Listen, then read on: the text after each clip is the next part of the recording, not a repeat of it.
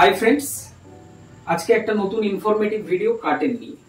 এই যে কার্টেনটা দেখতে পাচ্ছেন এটাকে বলা হয় ভার্টিক্যাল ব্লাইন্ডস। এটা নিচেতে এইভাবে মোড়া হয় কেন, যদি একটু জুম করে দেখাই আমি, দেখতে পাবেন এর মধ্যে একটা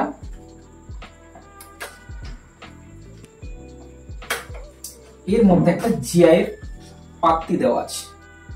এই জিআই এর পাত্তিটা দেওয়ার কারণ এটাতে একটা ওয়েট ক্রিয়েট করা। এই ওয়েটটা যদি এর মধ্যে নিচে থাকে তাহলে এই কাপড়টা স্টেবল থাকবে, এটা বাইরে জানালা ওপেন অবস্থায় হাওয়া দিলে নড়াচড়া করবে না, বা এমনিতেও পাখা টাকা চললেও এটা নড়াচড়া করবে না, যার জন্য এর মধ্যে একটা ওয়েট দেওয়া থাকে। এবার এটাকে অপারেট করার জন্য দুটো চেন আমি যদি এটাকে পুল করি দেন এটা ওপেন হবে, জাস্ট এইভাবে পুরো ওপেন হবে।